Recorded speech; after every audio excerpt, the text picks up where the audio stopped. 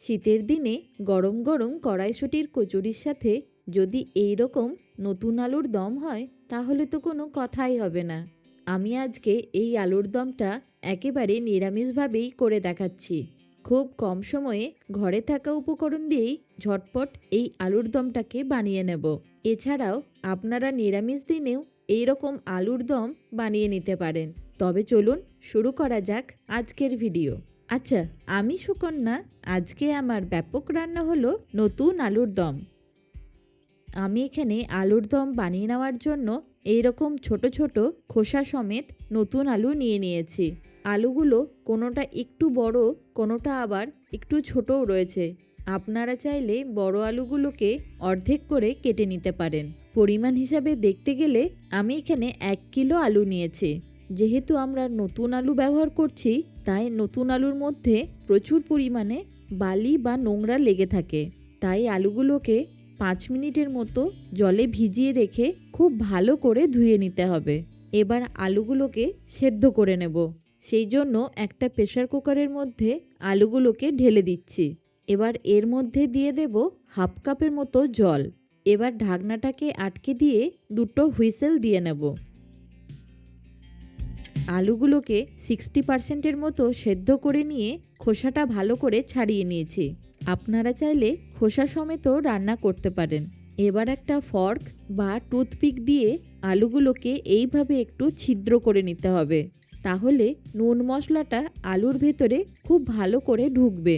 যেহেতু আমি এখানে গোটা আলু ব্যবহার করছি, তাই আলুগুলোকে এইভাবে একটু ছিদ্র করে নিচ্ছি।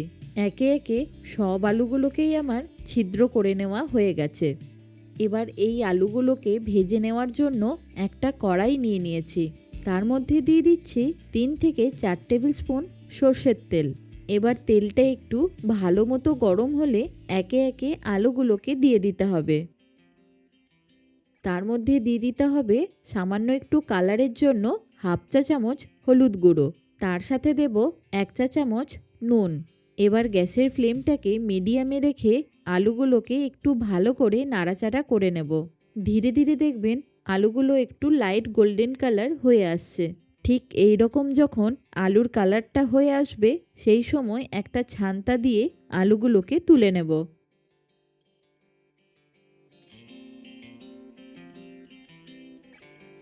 একই রকমভাবে বাকি আলুগুলোকেও ভেজে নেব।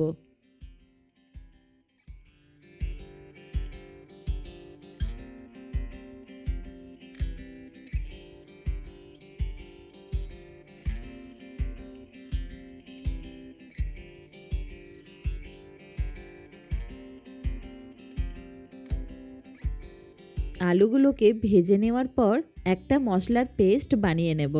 তার জন্য একটা মিক্সির জারের মধ্যে নিয়ে নিচ্ছি 1 ইঞ্চি আদার স্লাইস। তার সাথে একটু ঝালের জন্য দিয়ে দিচ্ছি 3টে কাঁচা লঙ্কা। আর দিয়ে দেব একটা মাঝারি সাইজের রাফলি কেটে নেওয়া টমেটো।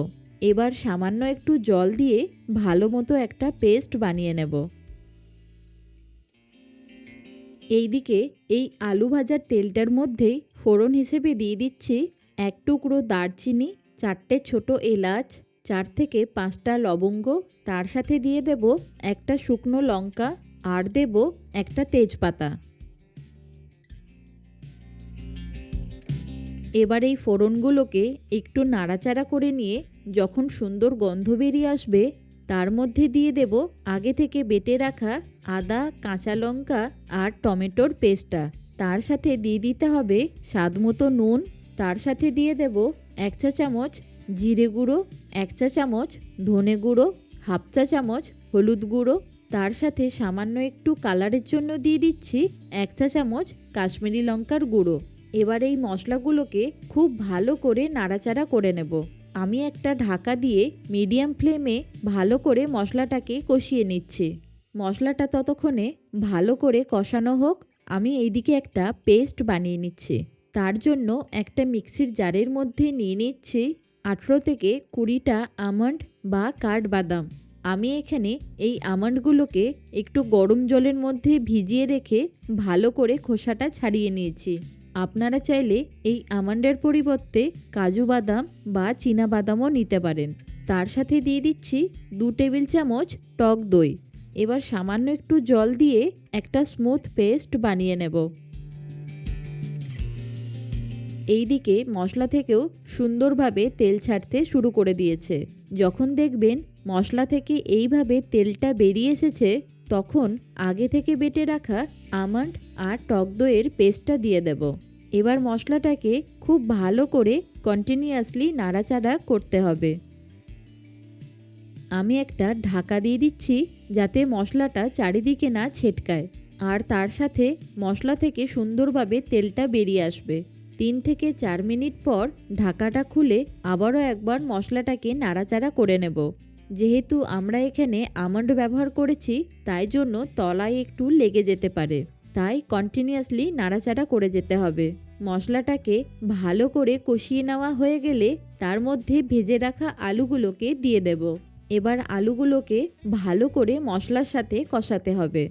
যেহেতু আমি এখানে টমেটো আর টক দই ব্যবহার করেছি, তাই রান্নার টেস্টটাকে ব্যালেন্স করার জন্য আমি দিয়ে দিচ্ছি 1 টেবিল চামচ চিনি। এবার চিনিটা দিয়েও খুব ভালো করে আলুর সাথে কষিয়ে নেব।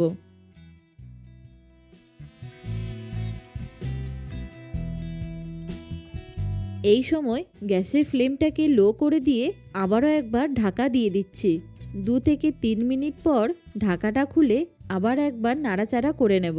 যেহেতু আলুটা আগে থেকে 60% মতো সেদ্ধ হয়ে আছে, তাই আর খুব বেশিক্ষণ সময় লাগবে না বাকি 40% সেদ্ধ হতে।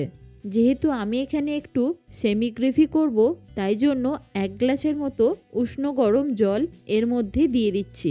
এইখানে একটা ছোট্ট টিপস আপনাদেরকে শেয়ার করে রাখি।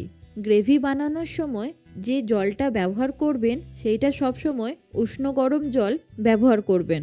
আবারও একবার ভালো করে নাড়াচাড়া করে নিয়ে ঢাকা দিয়ে দেব। 5 থেকে 6 মিনিট পর ঢাকাটা খুলে গ্রেভিটাকে আবারও একবার ভালো করে নাড়াচাড়া করে নেওয়ার পর যখন গ্রেভির পরিমাণটা এইরকম একটু কমে আসবে, তখন এর মধ্যে দিয়ে দেব 1/2 চা চামচ গরম মশলার গুঁড়ো। তার সাথে দেব 1 মুঠো ফ্রেশ ধনেপাতা কুচি, আর একটু সুন্দর ফ্লেভারের জন্য দেব 2টো চেরা কাঁচা লঙ্কা। এই সব কিছু দিয়ে আবারও একবার নাড়াচাড়া করে নেব। এবার সবার লাস্টে দিয়ে দিচ্ছি 1 চা চামচ ঘি। ঘিটা দেওয়ার পর আবার একবার নাড়াচাড়া করে নিয়ে গ্যাসের ফ্লেমটাকে অফ করে দিয়ে একটা ঢাকা দিয়ে দেব। মিনিট 2-3 মতো চাপা দিয়ে রাখার পর আমি কড়াইশুঁটির কচুরির সাথে পরিবেশন করে দেখাচ্ছি। দেখলেন তো কত সুন্দরভাবে সমস্ত ঘরোয়া উপকরণ দিয়ে এই নতুন আলুর দমটা তৈরি হয়ে গেল। রাতের ডিনারে রুটি বা পরোটার সাথেও এই নতুন আলুর দমটা দিয়ে খেতে ভীষণ ভালো লাগে। এই রকমভাবে বানিয়ে কেমন হয়েছে অবশ্যই আমাকে কমেন্টে জানাবেন। এই রকম আরও নতুন নতুন রেসিপি দেখতে হলে সেটাও কমেন্টে জানাতে ভুলবেন না। ভালো থাকুন, সুস্থ থাকুন, দেখতে থাকুন ব্যাপক রান্নাঘর।